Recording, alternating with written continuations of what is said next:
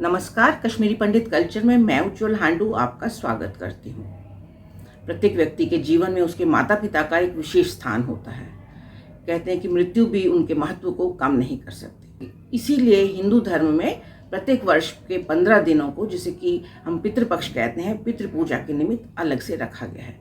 इन 15 दिनों में कोई भी शुभ कार्य नहीं किया जाता, केवल पितृ पूजा का काम किया जाता है। इसके अंदर हम श्राद्ध, तर्पण, उपवास, दान इत्यादि करते हैं। कहते हैं कि श्राद्ध कर्म हमेशा श्रद्धा से किया जाता है, इसमें कोई भी शंका नहीं होनी चाहिए। इसलिए आपके मन में कहीं कोई शंका ना रहे, इसके लिए आज मैं अपने प्रोग्राम में अपने समाज के एक विद्वान को लेकर आई हूँ, जिनका नाम है संजय रैना। संजय रैना जी से आप लोग अच्छी तरह परिचित होंगे ही। इनको आपने सोशल मीडिया पर कई जगह पर पहले भी देखा होगा। कहीं ये वेबिनार करते हैं, कहीं ये हमें अलग अलग कार्यक्रमों के ज़रिए हमें अपने रिचुअल्स के बारे में जानकारी देते हैं। संजय रैना जी कश्मीरी कर्मकांड के और हमारे धर्मशास्त्रों के ज्ञाता तो हैं ही, इसके अलावा ये कश्मीरी शैव दर्शन के भी विद्वान हैं। समय का वेस्ट ना करते हुए हम सीधा संजय रैना जी के पास पहुंचते हैं और उनसे बातचीत करते हैं। नमस्कार संजय जी, मेरे चैनल में नमस्कार। आपका उर्जू धन्यवाद आपका। सबसे पहले मैं आपसे ये जानना चाहती हूँ कि जैसे पितृपक्ष आने वाला है अब कल से, तो वैसे तो सब पक्ष में हमारे 15 दिन होते हैं, लेकिन पितृपक्ष में हम कहते हैं 16 दिन है, क्योंकि ये भादो की पूर्णिमा से स्टार्ट होके अश्विन की अमावस्या तक चलता है। इस पूर्णमासी को लेके कई बार मतभेद रहता है। कई लोगों का ऐसा मानना है कि जिन लोगों की मृत्यु की तिथि पूर्णिमा है तो उनका श्राद्ध भी भादो की पूर्णिमा को होगा, और कई लोग ये मानते हैं कि उनका श्राद्ध अमावस्या को करना चाहिए। तो आप इस विषय में थोड़ा सा हमें जानकारी। देखिए, ये जो 16 दिन या 15 दिन का कोई ऐसा कोई मतलब प्रश्न ही नहीं उठ सकता। पखवाड़ा जो है वो 15 दिन का ही होता है, और ये भी जैसे अन्य पक्ष होते हैं, शुक्ल पक्ष और कृष्ण पक्ष, ये पक्ष भी जो है इसको कन्यार्कगत का पक्ष कहते हैं, या इसको कांवर पक्ष कहते हैं कश्मीरी में। ये भी 15 दिन का ही होता है। तो ऐसा होता है कि जैसे कश्मीरी पंडित पद्धति में हम वर्ष में 2 श्राद्ध करते हैं अपने पितरों का। एक तो होता है जिसको संवत्सर की श्राद्धि कहते हैं, जो संवत्सर पर जिस तिथि पर जैसे कोई जो उसको जो उनकी पुण्य तिथि पे आता है, जो पुण्य तिथि पर आता है वर्ष में, जिस माह, जिस पक्ष, जिस तिथि का उनका देहांत हुआ होता है, उसी दिन वो मनाया जाता है, उसको संवत्सर की श्राद्धि कहते हैं। और दूसरा जो होता है, जो अश्विन कृष्ण पक्ष में जो पक्ष प्रारंभ होता है, उसको कन्यार्कगत की अपतपाक की श्राद्धि कहते हैं। तो वो जिसको कांबर श्राद्ध कश्मीरी में कहते हैं। इसलिए कश्मीरी पद्धति के अनुसार हम अपने पितरों के 2 श्राद्ध करते हैं, और वो ये पखवाड़ा जो है ये 15 दिन का ही होता है। मगर आपको पता है कि कश्मीरी पंडित जो है, एक ये एस्ट्रोलॉजी का विषय है, हम श्राद्ध का जो है निर्धारण करते हैं दीवा और प्रविष्ट से। तो दीवा, जब भी कोई तिथि दीवा हो तो उसका तो पहले दिन ही किया जाता है श्राद्ध, क्योंकि ये जो दीवा और प्रविष्ट जो है, कभी अवसर मिलेगा तो इस पर विस्तार से मैं आपके साथ बातचीत करूंगा।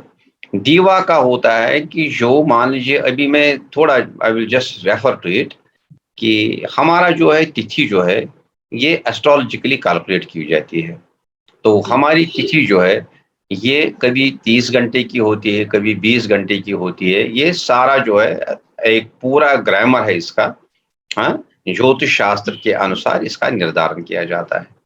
तो जो तिथि सूर्य के उदय और अस्त को दोनों को स्पर्श करती हो तो उसको प्रविष्ट कहते हैं। जो सूर्य उदय या सूर्य अस्त दो में से एक ही चीज को टच करती है, स्पर्श करती है, उसको दीवादीप कहते हैं। तो अगर कोई भी तिथि, मान लीजिए आज की तिथि है, आज सूर्य अस्त 6 बजे होना था और सूर्य उदय सुबह के 6 बजे होना था, मगर तिथि जो थी वो 10 बजे दिन को लग गई। इसका मतलब है इस तिथि, आज की तिथि ने सूर्य उदय का स्पर्श नहीं किया और सिर्फ सूर्य अस्त का स्पर्श किया। जी जी तो ऐसी में इस तिथि को देवादेव कहते हैं, क्योंकि जी इनवेरिएबली ये दूसरे दिन के सूर्य उदय का स्पर्श करेगी। इसलिए जो कल श्राद्ध होने वाला आने वाला था वो आज ही आएगा। इसको हम अपनी ये विशेष हिंदू समाज में जो कश्मीरी पंडित जो श्राद्ध पद्धति है, ये हम ही इसका अनुसरण करते हैं। और अन्य कोई कोई इधर उधर एका दुका होगा, मगर कश्मीरी पंडित ही सिर्फ देवादेव प्रविष्ट की पद्धति का अनुसरण करते हैं। अगर कभी ऐसा हो कि उगदो देवादेव हो, प्रतिपदा देवादेव हो, तब पूर्णिमा को श्राद्ध आता है उगदो का। जैसे लेकिन इस पूर्णिमा का वर्ष श्राद्ध कब आएगा? ये इसी संदर्भ में आपको सारा मैं स्पष्ट कर दूं। इस वर्ष जो है प्रतिपदा जो है देवादेव है, जी तो इसका इसलिए प्रतिपदा का जो श्राद्ध है वो कल आ जाएगा।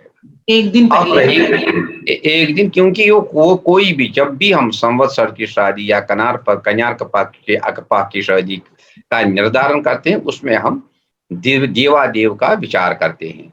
हाँ, जी। तो ये आपको भी पता होगा, ये सारे समाज को पता है कि जब पूर्व हो तो उसी दिन आता है, जब देवादेव हो तो एक दिन पहले आ जाता है। तो जी ये ज्योतिष और का विषय है। पूर्णिमा का श्राद्ध किस दिन आप आएगा? जो पूर्णिमा का श्राद्ध है आप देख लीजिए, मैंने कहा जो लोग वर्ष भर एक ही श्राद्ध करते हैं, यही पितृपक्ष का ही श्राद्ध करते हैं, उनके लिए ये वो जो आप जैसा बोल रहे हैं पूर्णिमा का श्राद्ध कल प्रतिपदा को आ जाएगा, ये it applies to them only. हमारे लिए ये नहीं है। हमारे लिए जिस दिन संवत्सर का श्राद्ध होता है उसी दिन की कॉरस्पॉन्डिंग तिथि को कांबरी पक्ष में श्राद्ध मनाना होता है। जैसे किसी का मान लीजिए जेठ अठम शुक्ल पक्ष अष्टमी है, किसी का देहांत उस दिन हुआ है, तो यहाँ पर चूंकि ये सारा जो कन्या का पक्ष ये कांबरी पक्ष जो है ये कृष्ण पक्ष में आता है, घट पक्ष में आता है, तो इसलिए वो जून पक्ष का अष्टमी हाँ, का शुभ श्राद्ध पक्ष इधर नहीं घट देखेंगे, पक्ष, सिर्फ अष्टमी देखेंगे। इसमें पक्ष का निर्धारण नहीं करते हैं, सिर्फ नहीं, तिथि का निर्धारण करते हैं, जी कॉरस्पॉन्डिंग तिथि। इसलिए मान लीजिए अगर प्रतिपदा का श्राद्ध प्रतिपदा को आ जाएगा, सप्तमी शुक्ल पक्ष की सप्तमी का श्राद्ध कृष्ण पक्ष की इसमें जो कांबर पक्ष की अष्टमी को सप्तम में आ जाएगा, तो पूर्णिमा का श्राद्ध ऐसे ही अमावस्या को आ जाएगा, प्रतिपदा को नहीं आ जाएगा। जो लोग अब सिर्फ पितृपक्ष का ही श्राद्ध करते हैं, जैसे कांत्यायनी मार्ग का अनुसरण करने वाले लोग, तो ये इट अप्लाइज टू देम।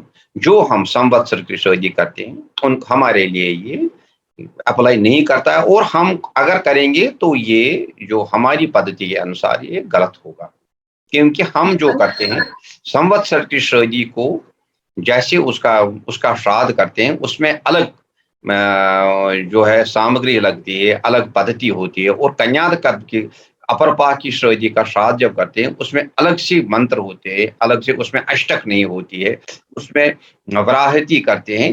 इसलिए मान लीजिए अगर हम ऐसा करेंगे किसी पितर का श्राद्ध पूर्णिमा को करेंगे, तो वो श्राद्ध जो है उसका संवत्सर का श्राद्ध छूट जाएगा। ये पद्धति गलत है, और ये पिछले कुछ एक मतलब में ज्यादा से ज्यादा 5-8 वर्षों से ये कंट्रोवर्सी उठी है। जितने भी हमारे महान ज्योतिषी आचार्य उठे हैं, जैसे कंठराम शास्त्री, आफ्ताब राम शास्त्री हैं, प्रेमनाथ जी शास्त्री हैं, काशीनाथ जी शास्त्री हैं, या अन्य ब्राह्मण महामंडल के विद्युत मंडल के बड़े बड़े विद्वान हैं जो जंत्रियां जो पंचांग का निर्धारण करते हैं, उनमें आपको स्पष्ट मिलेगा कि पूर्णिमा का श्राद्ध अमावस्या को ही होता है। तो ठीक वो प्रतिपदा को मनाना ठीक नहीं है, क्योंकि वो हमारे ज्योतिष शास्त्र के अनुसार से गलत है। वो सर्वथा ठीक है, इसका मतलब पूर्णिमा की तिथि पे जिनका देहांत होता है उनका श्राद्ध भी उनको अमावस्या के अमावस्या दिन में ही होना है, क्योंकि पूर्णिमा का कॉरस्पॉन्डिंग तिथि अमावस्या है, प्रतिपदा नहीं है। ठीक है। अच्छा अगर हम संजय जी, अगर एक हम बात और है कि भक्तिवश अगर हम हठवश ये करेंगे तो इससे धर्म का उल्लंघन होगा, क्योंकि उस श्राद्ध पर वो प्रक्रियाएं नहीं होती है जो हमको करनी होती है। ठीक है। अच्छा, पंचांग में कभी कभी किसी तिथि का क्षय भी होता है, कोई तिथि 2 बार भी लिखी होती है, तो ऐसे में श्राद्ध उनका किस दिन करना चाहिए? देखिए, जब क्षय होता है जिसको त्रहा कहते हैं, जिस दिन जो पंचांग देखते हैं जिस दिन त्रहा लिखा होता है, जैसे अभी चतुर्थी का क्षय हो गया है, तो इस सिचुएशन में वो चतुर्थी का श्राद्ध तृतीया को करना होता है। चाहे तृतीया देवादेव हो या पूर्व हो, उसमें कोई हमको उसमें कोई we have not just see that, हमको जो तिथि जिसका क्षय होता है वो उससे पहले वाली तिथि चाहे पहले पूर्व हो या वाले दिन देवादेव श्राद्ध हो किया जाता उस पर करना होता है। ठीक। जैसे और अगर 2 तिथियाँ आ रही मान हैं। लीजिए फॉर एग्जांपल मैं बोलूँगा आपको, तृतीया देवादेव है, मगर चतुर्थी का क्षय हो गया है। हुँ? जी, हमको चतुर्थी का श्राद्ध इस देवादेव वाली तृतीया को ही करना है। उधर हमको तृतीया, देवादेव पूर्व को नहीं देखना है। 1 दिन पहले। अगर आप 2 हो, तो उस जी, सिचुएशन में पहली वाली तिथि को श्राद्ध करना चाहिए। ठीक। जैसे पंचमियाँ 2 आती हैं, श्राद्ध जो है वो पहली पंचमी को करना पहली होता वाली है, तिथि दूसरे को को करना। जन्मदिन करना होता है। ठीक। अब ये तिथि के बारे में तो थोड़ा हमारे दूर हो गए शंकाएँ। तो अब आप मुझे ये बताइए कि जो श्राद्ध हम करते हैं, वो हुँ। उसका अधिकार किस पर? श्राद्ध कौन करता है? जैसे बेटा करता है, तो क्या बेटी भी श्राद्ध कर सकती है, या बच्चे-वच्चे जैसे नाती-पोते होते हैं? सर्वप्रथम जो है श्राद्ध जो आप्य है वो पुत्र का ही अधिकार है। पुत्र और पुत्री का, जिन्होंने पिंड क्रिया की हो। क्योंकि आपको जिन्होंने पता पिंड है किया। पिंड क्रिया जो होती है, सपिंडी जो द्वादशी के दिन, जिसको बहिमदो हम कश्मीरी में कहते हैं, हाँ जी, हाँ जी। जो लोग कहिमदो और बहिमदो जो करते हैं, जी, उनका ही ये कर्तव्य है कि वो उस पित्र का, जिस पित्र का उन्होंने सपिंडी श्राद्ध किया है, उसकी प्रतिक्रिया करें और उसका वर्ष भर के जितने श्राद्ध वगैरह इत्यादि है, तीर्थ श्राद्ध है, वो करें। बाकी श्राद्ध करने का कोई बंधन नहीं, कोई भी जिसका कोई न हो तो उसका कुल पुरोहित श्राद्ध कर सकता है। और एक विशेष स्थिति में अगर कोई नहीं हो, तो बीवी भी सपिंडी श्राद्ध कर सकती है। बीवी भी सब श्राद्ध कर सकती है। मगर चूंकि बीवी का धर्म ये नहीं होता है, ऋण जो होता है ये पुत्र का ऋण होता है, क्योंकि ये जो हम जनेऊ पहनते हैं इसमें एक हाँ, लड़ी होती है, पितृ-ऋण चुकाने के लिए कहते पितृ हैं, ऋण श्राद्ध होता करने है, के लिए। देव ऋण होता है, ऋषि ऋण होता है। जी, इस जी। हमको ये हमारा दायित्व है, हमारे पर एक कर्ज है, ऋण कर्ज को कहते हैं। हमको अपने पितरों का श्राद्ध करना चाहिए। मगर तो ऐसा नहीं है इसीलिए कि अगर कोई नहीं हो तो श्राद्ध बीवी नहीं कर सकती है। बीवी भी कर सकती है या कोई अन्यान्य कोई रिलेटिव भी कर सकता है। विशेषकर अगर पुत्री के बच्चे हैं वो कर सकते हैं, पुत्र के बच्चे हैं वो कर सकते हैं। श्राद्ध करने का कोई नहीं, तीर्थ पर भी कोई भी श्राद्ध कर सकता है। अच्छा, अच्छा। तो इसीलिए मतलब हम अधिकतर देखते हैं कि हमारे परिवारों में जैसे जब सब बच्चे श्राद्ध कर रहे होते हैं, व्रत रख रहे होते हैं, तो उस समय स्त्री नहीं रखती, उनकी जो वाइफ होती है वो नहीं रखती है, इसी कारण नहीं, से। ऐसा ऐसा नहीं है। जो मतलब मृत है, जैसे मेरे पिताजी का श्राद्ध है, मेरी माताजी वो व्रत नहीं रखेंगी। हाँ, बाकी माता जी मेरी नहीं मेरी रखती। सिर्फ माताजी, मेरी बहू जो हाँ, मेरी वाइफ जो है, हाँ। जैसे मैं व्रत रखूंगा वो भी हाँ, अपने ससुर बेटा, का बहू, सास बच्चे, का रख सकती लड़कियाँ, है। बेटियाँ रख सकती हैं।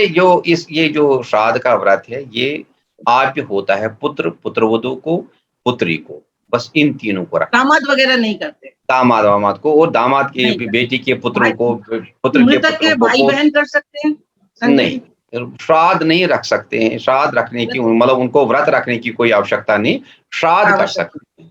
जब अच्छा, श्राद्ध टूटना नहीं चाहिए, भाई भी श्राद्ध कर सकता है। जो श्राद्ध क्रिया करे वही व्रत रखे। अच्छा। तो अगर जैसे पत्नी की मृत्यु हो जाने पर उनके पति व्रत रख सकते हैं, वो श्राद्ध करते हैं। अगर मान लीजिए सर्वप्रथम जो है, जो श्राद्ध करने के अधिकारी हैं, पुत्र हैं।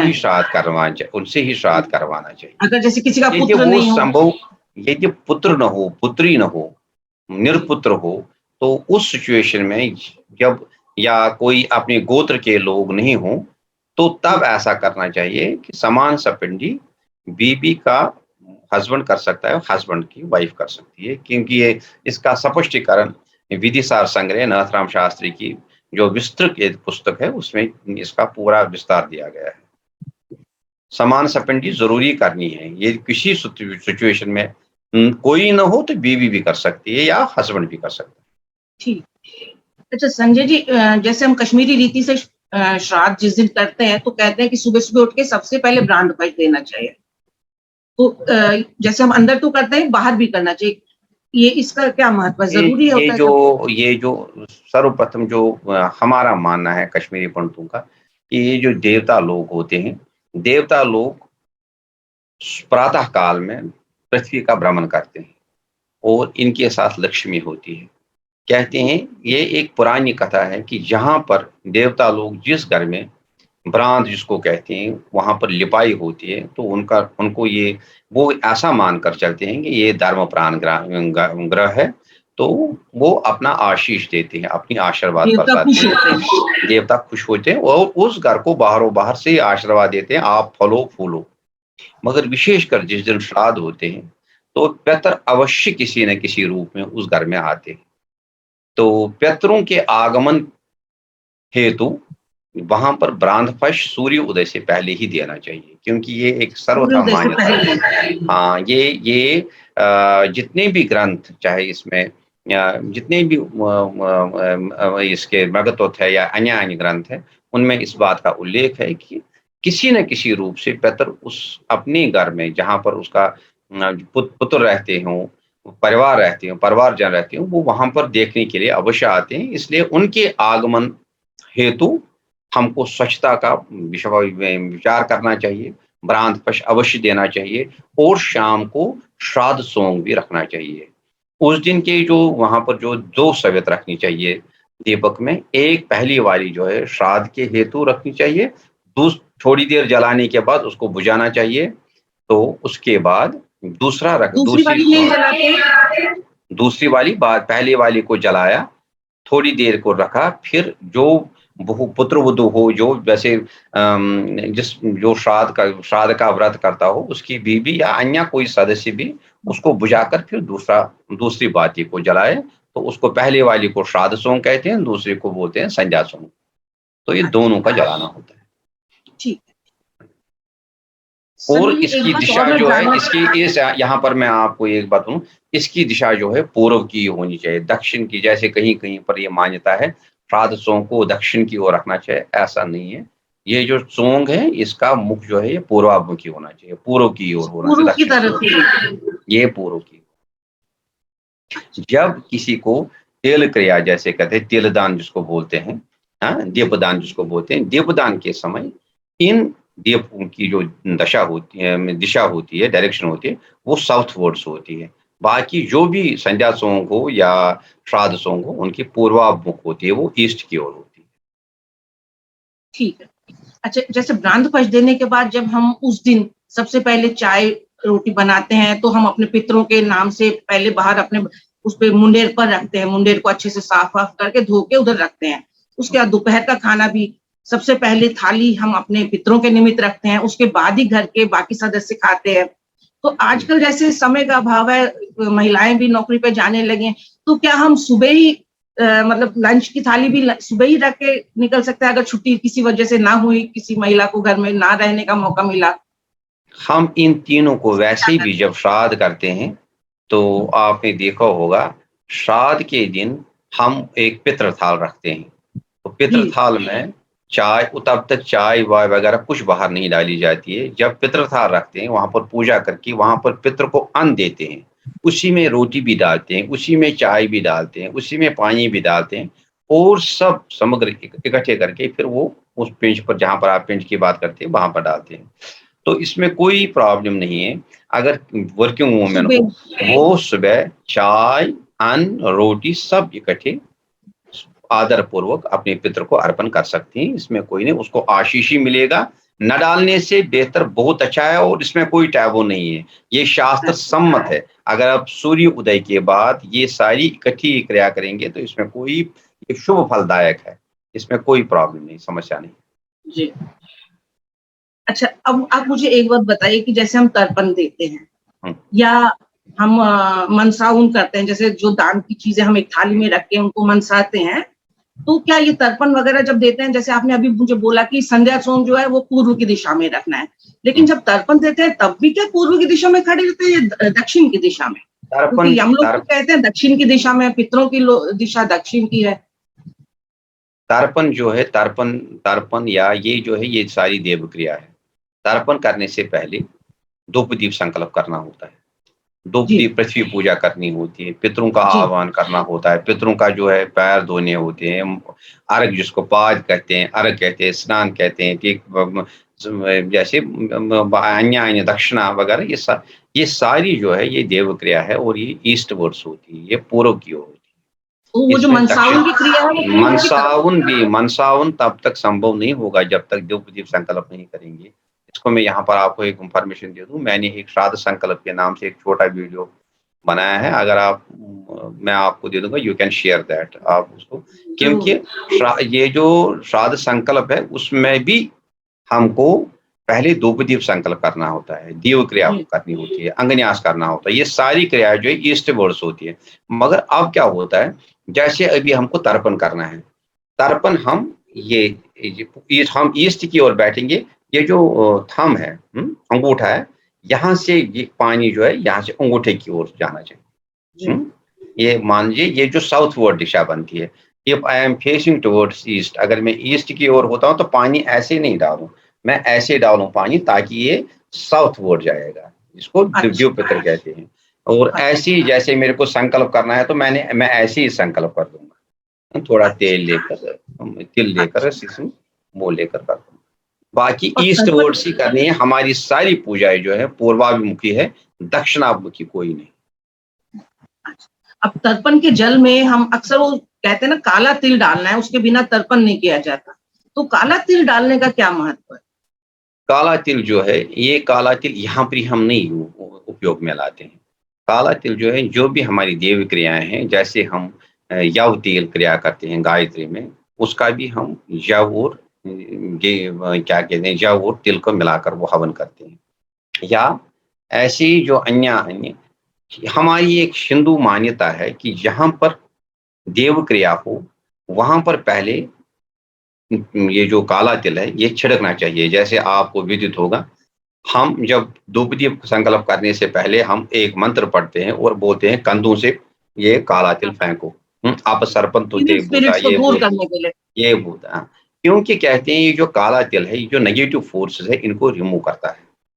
ये जो जो ऐसी आकाशी ऐसी एनवायरनमेंट में कुछ नेगेटिव फोर्सेस होते हैं, वो नेगेटिव फोर्सेस हमेशा क्या कहते हैं, वो इस शुभ इस यज्ञ का या किसी अन्य दैवी कार्य का शुभ फल जो होता है वो स्टील करने की ताक में होते हैं। दे वांट, वो इसका जो क्षय करना चाहते हैं, यजमान को इसका फल पूरा न मिले, इसकी ताक में होते हैं, वो कोई ना कोई विघ्न करते हैं। उस विघ्न को दूर करने के लिए ये काला तिल कहते हैं, ये नेगेटिव फोर्स और इवल फोर्सेस को, नेगेटिविटी को खत्म करता है। और ये जो पितृ क्रिया है, इसमें हमारे पितरों को जो हम देते हैं वो उसकी संपूर्ण उसका फल उनको प्राप्त हो, क्योंकि ऐसी मान्यता है जो हम पितरों के नाम से इस पृथ्वी लोक पर देते हैं, उसको सहस्रार 100,000 गुना वो मिलकर बन जाता है, मल्टीप्लाई हो जाता है। जैसे हमने एक पाव दिया, इसको मल्टीप्लाइड बाय 1000 कर दीजिए, कितना अन्न हमारे पितरों को पितृलोक में, जो पृथ्वी लोक और स्वर्ग लोक के बीच में हमारी हिंदू मान्यता के अनुसार पितृलोक है, कहते हैं जितना भी ये यजमान अपने पितरों के नाम से यहाँ पर था, उसको सहस्त्र गुना 1000 गुना बनकर वो उनको पितृलोक में पहुंचता है।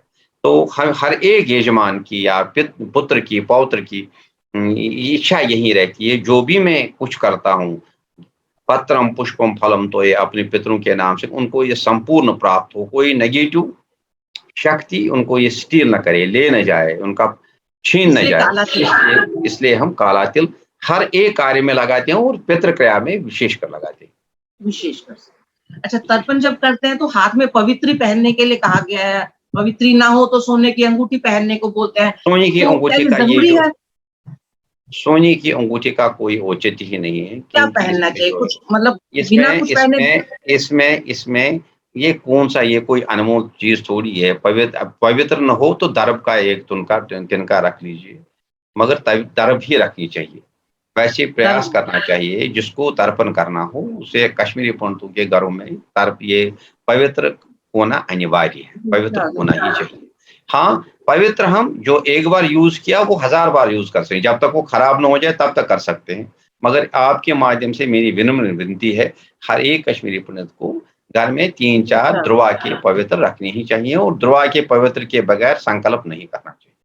तो संजय जी, जैसे जब पुरुष लोग तर्पण देते हैं या मनसाउन करते हैं तो अपना जनेऊ जो है वो बदल लेते हैं दूसरी तरफ। तो महिला जब पितृ कार्य करती है तो उसको क्या करना चाहिए?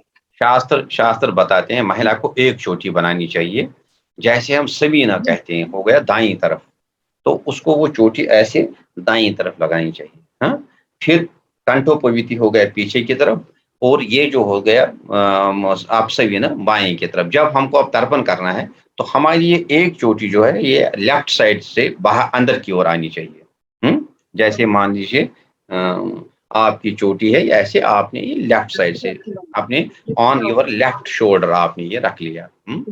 तो वही आपका ये, क्योंकि उस वक्त शास्त्रों में स्पष्ट है कि फीमेल वर्ग के, स्त्री वर्गों का जो ये चोटी है ये यज्ञोपवीत के समान होती है। इसलिए जैसे पुरुष लोग यज्ञोपवीत का यूज करते हैं, वैसे स्त्रियां लोग अपनी चोटी का यूज कर सकते हैं। या कौशिक ये वनान मस लटुर दक्षिण किंग कोर गव सवियन, फॉरवर्ड किंग कोर गव अपसवियन। ठीक। अच्छा, जैसे मनसाउन की थाली में हम अनाज रखते हैं, नमक, चीनी, पत्ती और ऐसी फल मूल रखते हैं, तो इसे मूली कश्मीरी पंडित जरूर रखते हैं। मूली का क्या महत्व है? मूली क्यों रखी जाती है? ऐसी मान्यता है कि पितरों को सबसे प्रिय जो होता है वो कंदमूल होता है। तो नमक और कंदमूल इसलिए कहते हैं क्योंकि पितृलोक में मूल का और नमक का अभाव है, बहुत ज्यादा अभाव है। और ये श्रेष्ठ मानी जाती है। इसलिए पितृलोक में पितृ इसकी ताक में रहते हैं कि हमको ये मूल प्राप्त मिले या हो जाए। तो जब भी हम तर्पण करते हैं उस तर्पण में लिखा होता है अनम फलम मूलम, फलम और मूलम। मूलम इसका नाम है, मूल्य का नाम मूल्यम है। इसलिए चूंकि ये एक मान्यता है कि ये बड़ी शुचि चीज है, ये कंदमूल है, इसलिए इस कंदमूल का दान पितरों के नाम से करना चाहिए। और ये भी एक पुरानी कथा है कि स्वर्ग में मूली नहीं है, इसलिए पितृलोक में मूली पितरों को अपने स्वजनों से जो श्राद्ध करते हैं उन्हीं से प्राप्त हो सके, इसलिए हम नमक और मूली का अवश्य दान करते हैं। अच्छा, श्राद्ध के दिन जैसे हम आहार करते हैं तो वो एक आहार करते हैं, एक टाइम खाना खाते हैं, तो ये क्या खाना सूर्यास्त से पहले ही करना चाहिए, उसके बाद नहीं किया जाता, या उसके बाद भी कर सकते हैं? कहते हैं कि ये जो श्राद्ध के दिन जो पितृ होता है वो इस ताक में होता है कि क्या मेरे पुत्रों ने मेरे नाम से आज व्रत किया था या नहीं किया था, इसको देखने, इसको सर्टिफाई करने के लिए कहते हैं जब हम अपना हाथ धोते हैं, इस पर थाली में हाथ धोते हैं, तो उसकी वो जूठन जो है, जो मेन दरवाजा हो, मेन द्वार हो, उसकी दाईं तरफ इसमें से थोड़ा बहुत डालना चाहिए। इससे वो सर्टिफाई हो जाता है कि मेरे पुत्रों ने या मेरे पौत्रों ने मेरा व्रत रखा था, मेरा श्राद्ध किया था। मगर ऐसी भी मान्यता है कि सूर्य अस्त से पहले ही करना चाहिए। अगर अब किसी कारणवश श्राद्ध देरी से समाप्त हो, तब तो सूर्य उदय अस्त के बाद भी कर सकते हैं। प्रयास करना चाहिए कि ये व्रत जो है, पितृव्रत जिसको कहते हैं, इसको श्राद्ध व्रत कहते हैं, ये सूर्य अस्त से पहले ही इसका आहार करना चाहिए, एक आहार करना चाहिए। यदि संभव न हो तो कोई ऐसी अनिवार्यता नहीं है, बाद में भी खा सकते हैं, सूर्य अस्त के बाद भी खा सकते हैं। अच्छा, जैसे आपको विदित होगा, कहीं पर हमारे जो कहिमदो है या ऐसी ऐसी क्रियाएं, षडमोस हैं या वोहरवर है, ये सूर्य अस्त तक भी चलती थी, क्योंकि ये लंबी चौड़ी क्रियाएं होती है। श्लोक तर्पण होता है, गोप्रदान होता है, अन्य होता है। ये तो कम से कम 15-16 घंटे का श्राद्ध होता है, तो उसमें सूर्य अस्त और सूर्य उदय इसका विचार नहीं किया जाता है, इसलिए ये कोई अनिवार्यता नहीं है। ठीक। अच्छा, जैसे श्राद्ध वाले दिन हम बहुत स्वच्छता से, शुचिता से अपने किचन में साफ सफाई करते हैं। अच्छा, प्याज लहसुन खाना मना होता है, लेकिन कश्मीरी पंडितों में मटन और ये फिश वगैरह खाई जाती है। हमारी जो पद्धति है, हमारे लिए, चूंकि हम तांत्रिक पद्धति पर विश्वास कर सकते हैं, ये जो साल भर हम करते हैं, जैसे हमारा अपना है कि दोहमुद भी करते हैं, सामिश और निर्मिश पदार्थों का हम सेवन करते हैं। अष्टमी के दिन हम बिल्कुल निर्मिश रहते हैं, एकादशी के दिन, पूर्णिमासी के दिन, अमावस्या के दिन, संक्रांति के दिन, अन्य दिनों पर खाते हैं। और हम क्योंकि तांत्रिक पद्धति में विश्वास करते हैं, ये अलग विषय है, इस पर कभी मैं विस्तार से आपके साथ बात करूंगा। तो जैसे जितनी भी हमारी देवी देवता है, जो हम साल भर करते हैं, वैसे ही हमको श्राद्ध पर भी करना चाहिए। इसमें कोई कहीं पर कोई बंधन नहीं है, कोई बंदिश नहीं है। कोई यहाँ पर मैं एक बात का उल्लेख करूं कि अगर किसी को श्राद्ध नहीं करना हो, सिर्फ मात्र संकल्प करना हो, उस दिन सदरबार खाया करें, उस दिन दोहमत करने की कोई आवश्यकता नहीं होती है। सदरबार ताजे पानी से ताज़ा गंगा खाएँ, जल की ताज़ा। अगर श्राद्ध करना हो, तो वैसी मात्र उसी स्थिति में आपको दोहमत करना होता है। धन्यवाद संजय जी, आपने हमारे सभी प्रश्नों का शास्त्र सम्मत उत्तर दिया, उसके लिए हम आपके आभारी हैं। हमारे प्रोग्राम में आने के लिए आपका बहुत बहुत धन्यवाद।